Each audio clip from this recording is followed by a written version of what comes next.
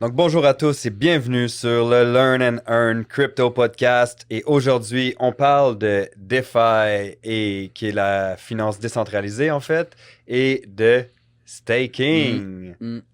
Des sujets très intéressants.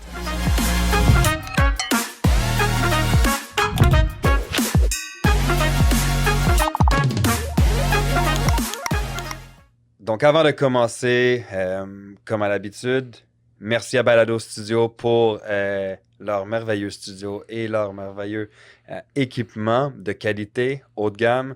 Puis, encore une fois, on n'est pas des conseillers financiers, puis rien de ce qu'on partage, divulgue ou quoi que ce soit est un conseil financier. Donc, faites vos propres recherches et tirez vos propres conclusions. Yes. Donc, Samuel, encore cette semaine, content de te voir comme à chaque semaine. On est rendu habitué là. Même heure, même poste. Même poste. Attention. Mais avant qu'on commence, est-ce que toi, t'as stacké? Non, pas encore.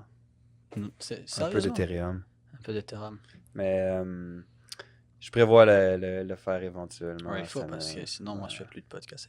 Ok, c'est bon. Bye, je m'en vais. Ah, ben oui. Redevenons sérieux. Ouais. Stacking, DeFi, Ouais. un sujet extrêmement...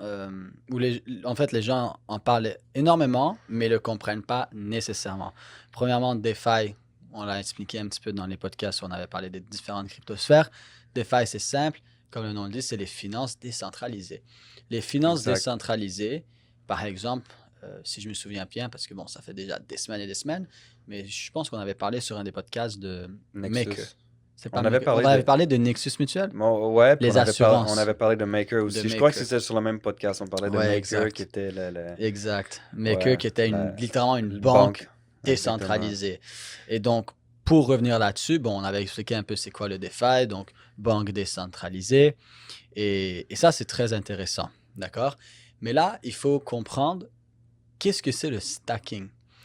Premièrement, on entend souvent parler de POW ou POS, Proof of Work ou Proof of Stacking. Bon, Proof of Work, c'est quand on mine, on en avait parlé sur d'autres podcasts. Tu mines, tu reçois un reward. Comme Bitcoin, Helium, Ethereum avant. C'est ça. Là, ça arrête, on va en reparler. Ouais, on va reparler dans quelques semaines des prochaines alternatives de mining. Exact. Ouais. Et on a le POS, Proof of Stacking. Et ça devient très, très intéressant. Et la plupart des gens ne comprennent pas exactement c'est quoi. Alors, je vais mettre ça super simple. Stacking, c'est ton compte d'épargne avec un intérêt boosté au plafond. Ouais, c'est ça. C'est comme... c'est comme mettre du NOS dans ta voiture. Exact. Voilà. C'est comme... C'est comme 0,1 seconde. Voilà. C'est comme avoir des dividendes sur des stocks, par exemple, aussi. Ouais. Donc, c'est le même principe. Comment ça fonctionne? C'est simple. C'est l'offre et la demande. Hein? Tout projet, peu importe de quoi on parle, même dans la crypto, c'est toujours l'offre et la demande. Ça veut dire que s'il y a beaucoup d'offres en circulation, mais peu de demandes, notre prix tombe. Mais s'il y a beaucoup de demandes et peu de circulation, notre prix augmente. Simple base de finance et d'économie. Donc, voilà. Déjà, si les gens écoutent ce podcast, ils doivent comprendre rendu à ce point-là, tout le monde l'a compris, j'espère. Sinon, vous n'avez pas écouté les podcasts.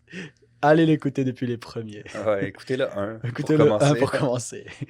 Et ce qui est vraiment intéressant, justement, c'est qu'ils sont venus avec ce concept où ils se sont dit, on va créer dans la tokenomie, donc l'économie du token, de ce projet-là, ils se sont dit, on va créer quelque chose pour permettre aux gens de gagner. Alors, qu'est-ce que c'est? C'est justement où on arrive avec le stacking. Le stacking va te permettre d'avoir des droits de gouvernance, va te permettre éventuellement de faire des nodes, chose qu'on a expliqué dans les podcasts précédents quand on parlait de la blockchain, mais ils vont te donner des gains. Par exemple, je pourrais aller sur certains projets, stacker le projet et avoir, exemple, 20% annuel. Qu'est-ce que ça veut dire? Ça veut dire que, exemple, si j'ai, on va dire 20% annuel, ça me fait environ 2% par mois, 1,8% par mois. Ça veut dire qu'à tous les mois, je vais recevoir 1,8%. Mais pas 1,8% de ma somme d'argent, 1,8% de ma somme de token. Et ça, c'est encore plus intéressant. Pourquoi? Parce que C'est à cause, en fait, c'est à cause de la valeur actuelle, en exact. fait, parce que on s'entend si tu stacks, on va dire, de l'Ethereum que tu as acheté à 1000 $, puis en ce moment, l'Ethereum vaut 3000 $, mais tu vas avoir ta ristourne, en fait, sur la valeur actuelle Exact. de ta crypto. Et là, ça, c'est très, très intéressant à comprendre parce que Ben tu es en ouais, train de... C'est comme si tu minais de la crypto en mettant ta crypto dans un portfolio. exact. C'est comme si tu gardes tu gardes ta crypto dans un portfolio, là, tu es en train de hodl. Tu es en train de hodl. Mais pourquoi tu vas la laisser là? Fais juste la prendre, la mettre à stacker Exact. et tu vas avoir ce pourcentage-là. Et là, souvent, les gens se demandent, mais pourquoi ils nous donnent ça? Mais justement, parce que si tu le stacks pour 1 mois, 3 mois, 6 mois, peu importe, cette demande-là, cette offre-là, n'est plus sur le marché. Alors, plus il y a de gens qui stackent, moins il y a d'offres sur le marché, ce qui va aider le prix à augmenter. Naturellement, lorsque tu arrives sur un projet et que tu stacks au début, tu vas avoir des bien meilleurs pourcentages. Par exemple, Polkadot, il y avait du stacking à du 20% au début.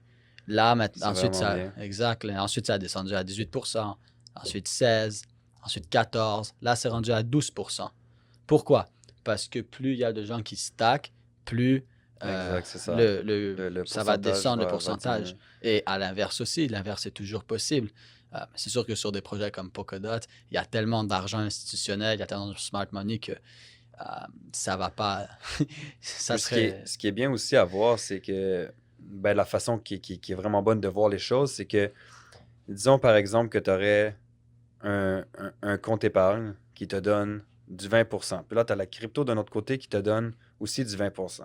Puis ton Là, compte épargne à 20%. Ouais, non, mais attends, Appelle-moi, appelle-moi. non, ça arrivera jamais. Mais on s'entend que là, tu vas peser les pour et contre. Là, tu vas dire, OK, mais j'ai 20% des deux côtés. Sauf qu'il faut se rappeler que de un, ton fiat money perd 2% par année. Puis de l'autre côté, c'est Minimum. pas. Ouais, minimum. Puis de l'autre côté, c'est pas que 20%. C'est comme on vient de le dire, c'est ton 20%, mais en plus, ta crypto, elle, peut prendre de la valeur.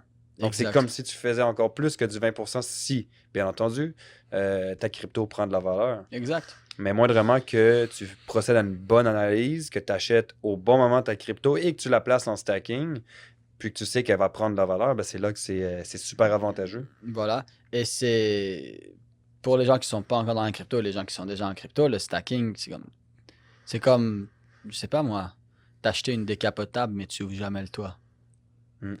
Tu dois stacker. J'expliquais aussi T'as pas le choix. à mon père l'autre fois que justement, pour les gens qui sont peut-être plus craintifs, qui ont plus peur de justement rentrer dans la crypto, puis qui ont de l'argent qui dort justement dans leur compte Ah de ouais. banque, puis que ça sert à rien, mais c'est exactement ce que je disais. Pourquoi juste pas le mettre en stacking? Tu n'es même pas obligé d'acheter de la crypto, tu peux stacker du USDT, qui est le Exact. stablecoin du dollar US.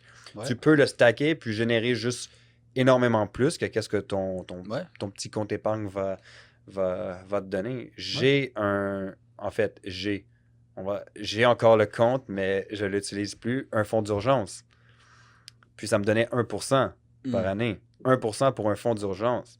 Puis on dit que quand tu es travailleur autonome, tu dois avoir un fonds d'urgence qui couvre 6 mois de salaire, en fait. Donc, c'est quoi ton coût pour vivre? C'est 3000 $ par mois, on va dire. Là, je prends vraiment un chiffre au hasard. On va dire que ton coût pour vivre, payer ton épicerie, payer tes factures, puis tout, c'est 3000 $ par mois. Mm. Mais tu devrais avoir un fonds d'urgence de 18 000 $. Mais 18 000 $ à 1% par année, quand tu as un taux d'inflation de minimum 2% par année, au bout du compte, tu perds minimum 1% sur l'argent que Exact. tu mets.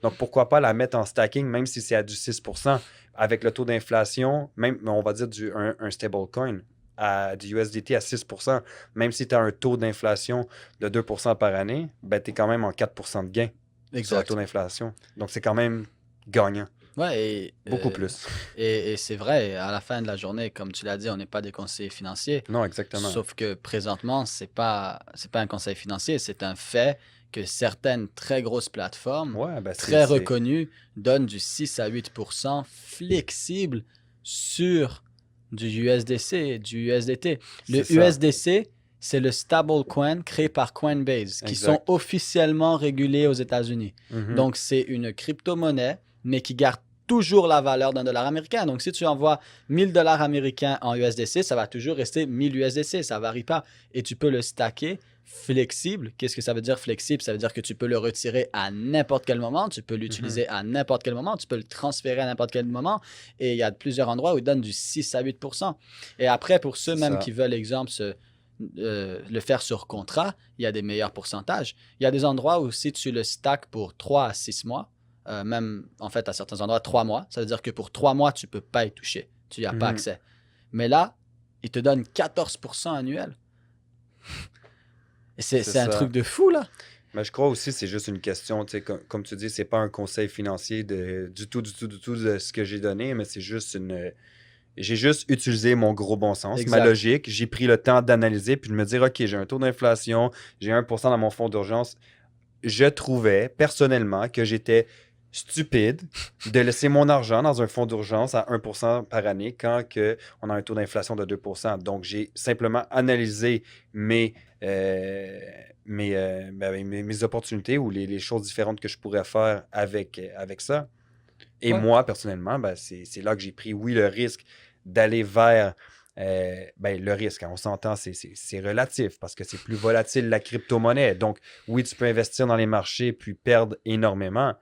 Mais quand tu fais bien les choses sont bien faites, on s'entend. Tu comprends? Ouais. Donc, j'ai pris le temps de bien faire les choses. Puis aujourd'hui, c'est beaucoup plus.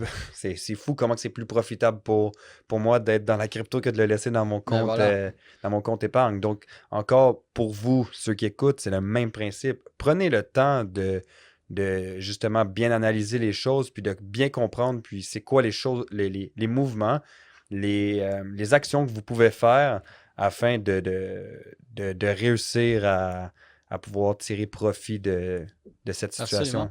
Absolument. Et moi, je connais, tu sais, quand tu parles justement que tu as transféré ton argent, mais moi, je connais plusieurs personnes qui ont même plus de compte en banque déjà depuis un bout. Et souvent, la question des gens, c'est comment ils payent. Mais il y a déjà plein de façons de payer. Visa, on fait plein de partenariats d'affaires avec des gros échanges de crypto. Il y a déjà plein de cartes où tu peux payer avec, c'est des cartes Visa débit. Et tu peux payer avec ta crypto. Visa arrive actuellement avec le fait que tu peux aller chez les commerçants, payer avec ta carte Visa régulière, puis payer en plusieurs versements. Je crois pas que c'est vraiment une... Pour eux, c'est quelque chose de bien parce qu'ils vont profiter de l'imbécilité humaine. OK, désolé avec la façon crue que je le dis. Ouais, ça c'est direct. C'est ça, c'était très direct, mais dans la vie, je suis quelqu'un de direct. Mais c'est ça, eux vont profiter de l'imbécilité humaine parce qu'ils se disent, OK, ben, j'ai pas l'argent nécessairement pour acheter, on va dire, un MacBook. Puis là, tu ne veux pas nécessairement prendre ta carte de crédit puis dire, je vais acheter un MacBook à 3000 balles avec ma carte de crédit. Ah, mais là, je peux le payer en versement avec ma carte de crédit. Donc, les gens, ils vont juste s'endetter. Mais... Double intérêt, ça. Ah, c'est fou. Je savais pas qu'ils allaient faire ça. Ouais. Oh là. Mais je sais pas à quel point que tu peux l'utiliser. En fait, de quelle façon exactement, puis c'est où que tu peux l'utiliser. Mais ça revient un peu à ce que tu disais. Justement, il y a d'autres façons de faire tous tes paiements du quotidien, autre que d'avoir ton compte de banque. C'est ça, il faut être conscient qu'il y a des gens qui ont déjà plus de compte en banque. Je crois que j'ai 200 $ dans mon compte en banque. Ouais, pour être 100% honnête, j'ai rien. Je fais mes paiements, that's it. Exact. Moi, j'ai pas fermé mes comptes en banque, mais depuis le mois de novembre, je pense qu'il a été entre 0 à 50 $. Parce qu'il y a tellement d'autres alternatives beaucoup plus payantes et beaucoup plus efficaces aussi, beaucoup plus efficaces et moins compliquées. Alors, c'est quelque chose qu'il faut réaliser. Et voilà. Et pour finir aussi sur le stacking, le dernier point intéressant qu'il faut vraiment comprendre, comme on disait, c'est que c'est vraiment, c'est comme si tu minais en stackant. Donc, ce qui se passe, c'est que si j'ai mis 1000 Polkadot et qu'ils me disent, OK, tu as mis 1000 Polkadot, alors tu vas recevoir 20%. Donc, disons 200 Polkadot. Mais ce qui va se passer, c'est que tu vas vraiment recevoir presque, dans le fond, ce 18 Polkadot environ, 16-18 Polkadot tous les mois. Alors, ce n'est pas l'argent que tu reçois, c'est la crypto. Parce que si tu reçois, exemple, 20 $, mais 20 $, ça reste 20 $. Et avec le taux d'inflation, même ça descend. Mais là, c'est pas ça. Tu reçois 18 Polkadot. Alors, disons que pendant un an, tu as accumulé. Et là, en total, tu as accumulé 200 Polkadot parce que tu as mis 1000 Polkadot à stacker. Mais ce 200 Polkadot-là, tu peux le restacker. Tu es en train de faire de l'intérêt sur de l'intérêt. Et plus que ça, ce 200 Polkadot-là, s'il passe de 20 $ à 200 $, Mais ton 200 Polkadot, lui aussi, tu l'as stacké à 20 $. Mais Ouais. maintenant, chacun vaut 200 $. Alors, Exact. c'est de l'intérêt incroyable. par-dessus de l'intérêt par-dessus de l'intérêt. Exactement. Encore une fois. Donc, c'est vraiment Si on fou. regarde des stocks où tu te fais payer où tu peux te faire payer en dividendes, mais là, c'est comme, par exemple, tu achètes des stocks, puis on te donne des stocks sur tes stocks pour posséder du stock, des stocks.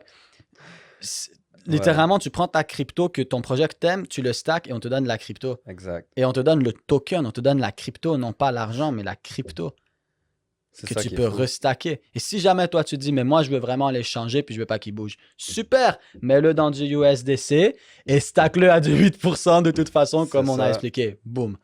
C'est pas un conseil financier. Ouais, non, c'est ça. C'est pas un conseil financier, mais bon, il y a plusieurs opportunités disons, pour pouvoir stacker ou simplement tirer un meilleur Gros profit, avantage. un meilleur avantage puis un meilleur profit de ce que le compte de banque épargne ou Exact. fonds d'urgence peut proposer. Mais encore une fois, ça c'est à vous de tirer vos propres conclusions puis de Yes. faire vos propres mouvements. On ne vous conseille pas de le faire, mais plutôt de vous informer à comment bien le faire puis Voilà. à prendre votre propre décision. DeFi stacking, Yes. c'est en train de doucement, vite, révolutionner le monde. Ouais. Donc voilà. Donc, n'hésitez pas à nous suivre sur Instagram, aussi sur YouTube pour bâtir la chaîne YouTube. Puis également, suivre le Balado Studio. Puis sur ce, on se dit au prochain podcast. Au À prochain la semaine podcast. prochaine. Learn and Earn Crypto Podcast. C'est Et parti. voilà. On n'arrête pas là. On se voit la semaine prochaine. Yes. Merci.